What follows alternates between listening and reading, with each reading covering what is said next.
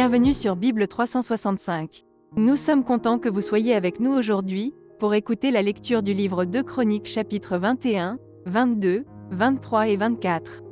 Si vous êtes nouveau, s'il vous plaît abonnez-vous à la chaîne, aimez et partagez-la pour encourager quelqu'un d'autre à écouter la Bible cette année.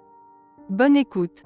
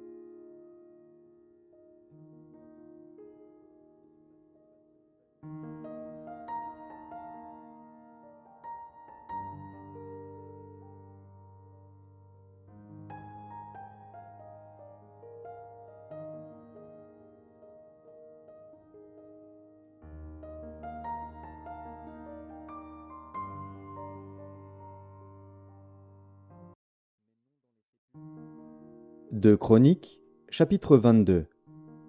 Les habitants de Jérusalem firent régner à sa place Akazia, son plus jeune fils, car la troupe venue au camp avec les Arabes avait tué tous les plus âgés. Ainsi régna Akazia, fils de Joram, roi de Juda. Akazia avait 42 ans lorsqu'il devint roi, et il régna 1 an à Jérusalem. Sa mère s'appelait Athalie, fille d'Omri. Il marcha dans les voies de la maison d'Akab, car sa mère lui donnait des conseils impies. Il fit ce qui est mal aux yeux de l'Éternel, comme la maison d'Akab, où il eut après la mort de son père des conseillers pour sa perte. Entraîné par leurs conseils, il alla avec Joram, fils d'Akab, roi d'Israël, à la guerre contre Hazaël, roi de Syrie, à Ramoth en Galaad, et les Syriens blessèrent Joram. Joram s'en retourna pour se faire guérir à Jizréel des blessures que les Syriens lui avaient faites à Rama, lorsqu'il se battait contre Hazaël, roi de Syrie. Azaria, fils de Joram, roi de Juda, descendit pour voir Joram, fils d'Akab, à Jizréel, parce qu'il était malade. Par la volonté de Dieu, ce fut pour sa ruine qu'Akazia se rendit auprès de Joram. Lorsqu'il fut arrivé, il sortit avec Joram pour aller au-devant de Jéhu, fils de Nimshi, que l'Éternel avait oint pour exterminer la maison d'Akab. Et comme Jéhu faisait justice de la maison d'Akab, il trouva les chefs de Juda et les fils des frères d'Akazia, qui étaient au service d'Akazia, et il les tua. Il chercha Akazia, et on le saisit dans Samarie, où il s'était caché. On l'amena auprès de Jéhu, et on le fit mourir. Puis ils l'enterrèrent, car ils disaient, « C'est le fils de Josaphat, qui cherchait l'Éternel de tout son cœur. » Et il ne resta personne de la maison d'Akazia qui fût en état de régner. Athalie, mère d'Akazia, voyant que son fils était mort, se leva et fit périr toute la race royale de la maison de Juda. Mais Joshabéat, fille du roi, prit Joas, fils d'Akazia, et l'enleva du milieu des fils du roi, quand on les fit mourir. Elle le mit avec sa nourrice dans la chambre d'Élie. Ainsi Joshabéat, fille du roi Joram, femme du sacrificateur Jéhojada et sœur d'Akazia, le déroba au regard d'Athalie, qui ne le fit point mourir. Il resta 6 ans caché avec eux dans la maison de Dieu, et c'était Athalie qui régnait dans le pays. 2 Chroniques, chapitre 23. La 7e année, Jéhojada s'anima de courage et traita alliance avec les chefs de centaines, Azaria, fils de Jérokam, Ismaël, fils de Jokanan, Azaria, fils d'Obed, Maazéja, fils d'Adaja, et Élishaphat, fils de Zikri.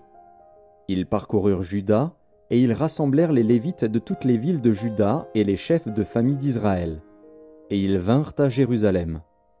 Toute l'assemblée traita alliance avec le roi dans la maison de Dieu. Et Jéhojada leur dit, « Voici, le fils du roi régnera, comme l'Éternel l'a déclaré à l'égard des fils de David. Voici ce que vous ferez.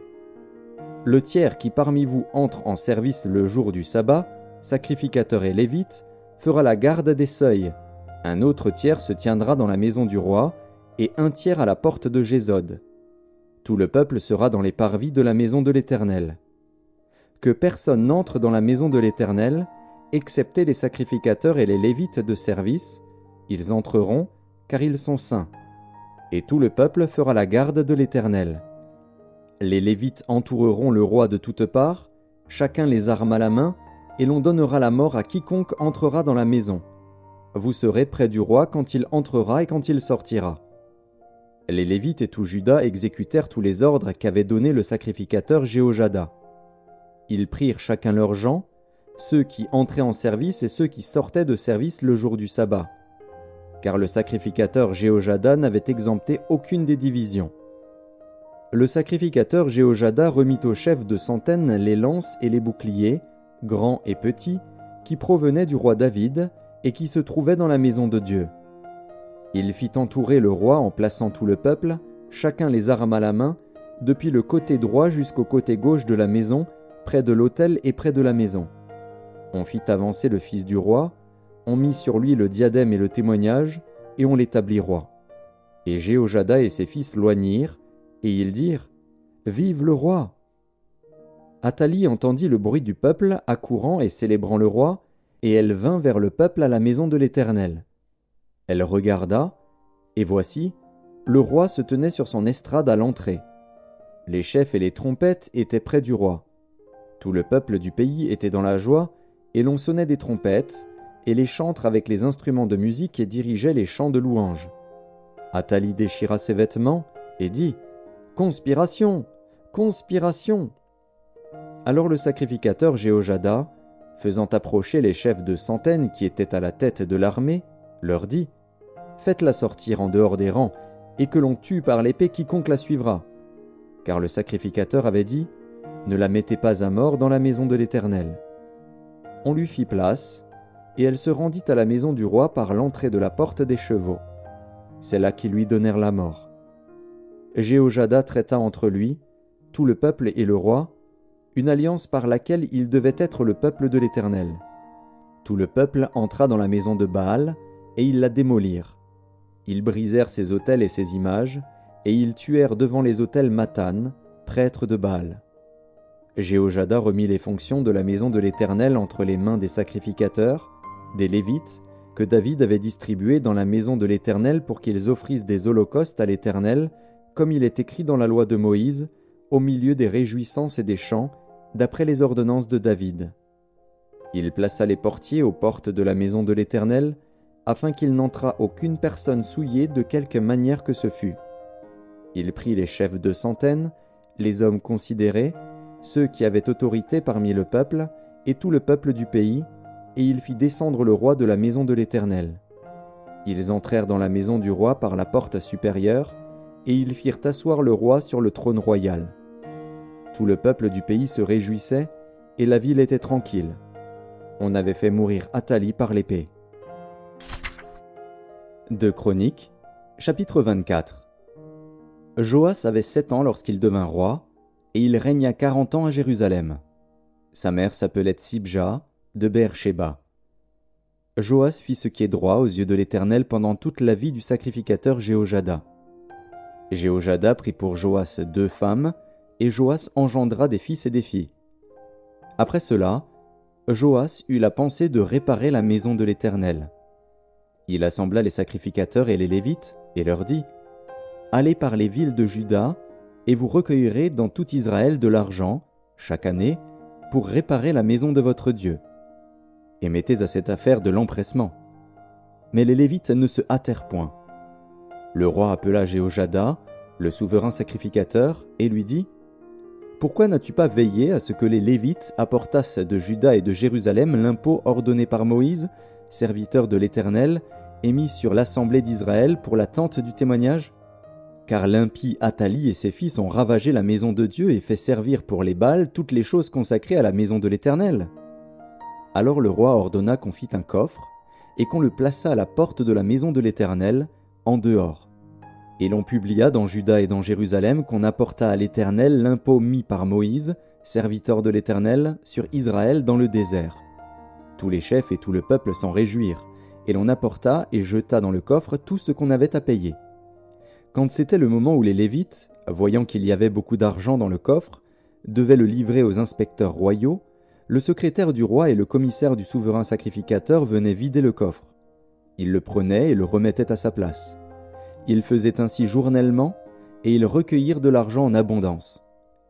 Le roi et Jéhojada le donnaient à ceux qui étaient chargés de faire exécuter l'ouvrage dans la maison de l'Éternel, et qui prenaient à gage des tailleurs de pierre et des charpentiers pour réparer la maison de l'Éternel, et aussi des ouvriers en fer ou en airain pour réparer la maison de l'Éternel.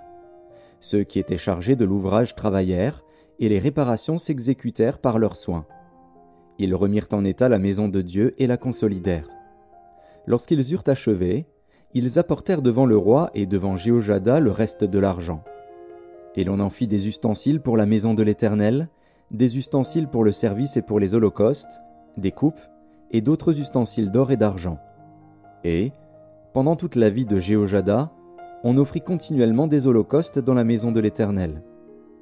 Jéhojada mourut, âgé et rassasié de jours. Il avait à sa mort 130 ans. On l'enterra dans la ville de David avec les rois, parce qu'il avait fait du bien en Israël, et à l'égard de Dieu et à l'égard de sa maison. Après la mort de Jéhojada, les chefs de Juda vinrent se prosterner devant le roi. Alors le roi les écouta, et ils abandonnèrent la maison de l'Éternel, le Dieu de leur père, et ils servirent les Astartés et les idoles. La colère de l'Éternel fut sur Juda et sur Jérusalem, parce qu'ils s'étaient ainsi rendus coupables. L'Éternel envoya parmi eux des prophètes pour les ramener à lui, mais ils n'écoutèrent point les avertissements qu'ils en reçurent. Zacharie, fils du sacrificateur Jéhojada, fut revêtu de l'Esprit de Dieu. Il se présenta devant le peuple et lui dit : « Ainsi parle Dieu. Pourquoi transgressez-vous les commandements de l'Éternel ? Vous ne prospérerez point, car vous avez abandonné l'Éternel, et il vous abandonnera. » Et ils conspirèrent contre lui et le lapidèrent par ordre du roi, dans le parvis de la maison de l'Éternel. Le roi Joas ne se souvint pas de la bienveillance qu'avait eue pour lui Jéhojada, père de Zacharie, et il fit périr son fils. Zacharie dit en mourant : « Que l'Éternel voie, et qu'il fasse justice. » Quand l'année fut révolue, L'armée des Syriens monta contre Joas et vint en Juda et à Jérusalem. Ils tuèrent parmi le peuple tous les chefs du peuple, et ils envoyèrent au roi de Damas tout leur butin. L'armée des Syriens arriva avec un petit nombre d'hommes. Et cependant l'Éternel livra entre leurs mains une armée très considérable, parce qu'ils avaient abandonné l'Éternel, le Dieu de leur père. Et les Syriens firent justice de Joas. Lorsqu'ils se furent éloignés de lui, après l'avoir laissé dans de grandes souffrances, ses serviteurs conspirèrent contre lui à cause du sang des fils du sacrificateur Jéhojada. Ils le tuèrent sur son lit, et il mourut. On l'enterra dans la ville de David, mais on ne l'enterra pas dans les sépulcres des rois. Voici ceux qui conspirèrent contre lui: Zabad, fils de Shiméath, femme ammonite, et Josabad, fils de Shimrith, femme moabite. Pour ce qui concerne ses fils, le grand nombre de prophéties dont il fut l'objet, et les réparations faites à la maison de Dieu, cela est écrit dans les mémoires sur le livre des rois. Amatsia, son fils, régna à sa place.